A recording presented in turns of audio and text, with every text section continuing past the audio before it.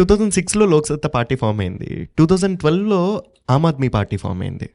So Aam Aadmi party form అయినప్పుడు అది ఒక పాలసీ ఏంటి అంటే బిఫోర్ ఎలక్షన్స్ ఒక బిస్కెట్ ఇచ్చి జనానికి, నేను గవర్నమెంట్లోకి వచ్చాక నీకు పిజ్జాకి సరిపడా డబ్బులు లేకపోతే పిజ్జాకి సరిపడా డబ్బులు సంపాదించుకొని డెవలప్మెంట్ చూపించడం అనేది ఆమ్ ఆద్మీ పార్టీ. అలాగే మీరు కూడా ఒక స్మాలర్ చంక్ ఇనీషియల్గా జనానికి ఇచ్చి వన్స్ గవర్నమెంట్లోకి వచ్చాక మేజర్ చంక్ అనే డెవలప్మెంట్ ఏదైతే ఉందో అది ప్రాపర్గా ఎందుకు చూపించలేకపోయారు సార్? అంటే కొందరు చెప్పేది నాకు కొంచెం తెక్కెక్కువ అని, మరి ప్యూరిటనిజం అని చెప్పని. బహుశా కొంత వాస్తవం కావచ్చు, అది పక్కన పెట్టేద్దాం. ఆమ్ ఆద్మీ పార్టీలో చాలామంది నా సహచరులు, అరవింద్తో సహా. ఈ అవినీతి వ్యతిరేకంగా ఉద్యమం బెంగళూరులో ప్రారంభించినప్పుడు నేను అక్కడ ప్రధాన వక్తని. అరవింద్ నా పక్కన తను కూడా ప్రసంగించాడు అక్కడ. నేను వారికి పూర్తి మద్దతు ఇచ్చాను, ఢిల్లీలో కానీ తర్వాత పంజాబ్లో కానీ. మనకి లేనిది వాళ్ళకున్నది 3 ఉన్నాయి. ఒకటి, రాజకీయంగా మన ఎన్నికల వ్యవస్థలో మీరెంత గొప్పగా ఉన్నా కూడా, ఎంతగా ప్రజల్లో ఆదరణ నమ్మకం మీ మీద ఉన్నా కూడా, గౌరవం ఉన్నా కూడా, అక్కడ దానికేం కొరత లేదు. తెలుగు రాష్ట్రాల్లో అసలు కొరత లేదు మనకి.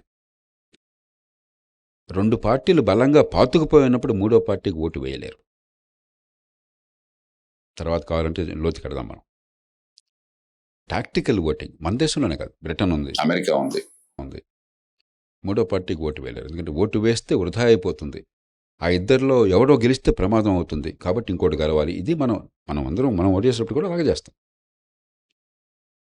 ఎప్పుడు 3వ పార్టీకి అవకాశం దొరుకుతుంది? మంచి పార్టీ అయినా, మంచి లక్ష్యాలు ఉన్నా కూడా, ప్రజల్లో నమ్మకం ఉన్నా కూడా, ఏదో ఒక పార్టీ వాళ్ళ మనసులో చచ్చిపోవాలి. ఉదాహరణకి ఢిల్లీలో ఏమైంది? కాంగ్రెస్ పార్టీ 2009-14 మధ్య కాలంలో అదే పనిగా ఈ అవినీతి, కరప్షన్ స్కాండల్స్ అవి రావడం చేత ఢిల్లీలో ప్రజల మనసులోంచి కాంగ్రెస్ పార్టీ తుడిచిపోయింది. కాబట్టి వెంటనే ఇది ఒక పోటీ పడే పార్టీగా అవతరించడం సాధ్యమైంది. పంజాబ్లో అకాలీదళ్ చాలా కాలం రాజ్యం చేశాక మరీ విపరీతమైన అవినీతి, గందరగోళం దాంతో తుడిచిపోయింది. కాబట్టి ముందు ప్రధాన పార్టీల్లో వీళ్ళున్నారు, బరిలో ఉన్నారన్న నమ్మకం కలగాలి. ఒకటి. 2, ఢిల్లీలో దేశంలో ఎక్కడ లేనంత టాలెంట్ ఉన్నది.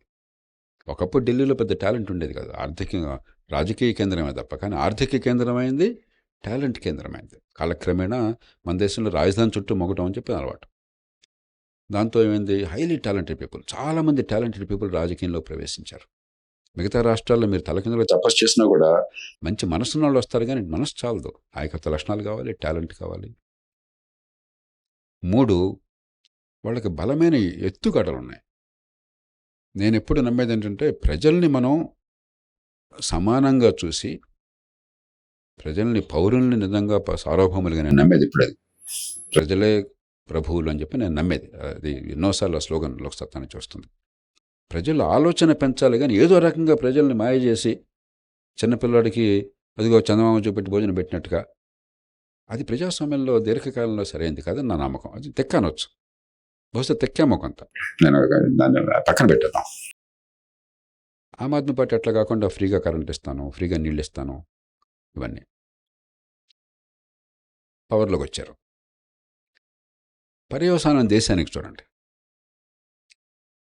నేను పవర్లోకి వచ్చాను, నేను మంత్రివర్గంలో ఉన్నాను, ప్రభుత్వాన్ని ఏర్పాటు చేశాను అనేది వదిలేస్తే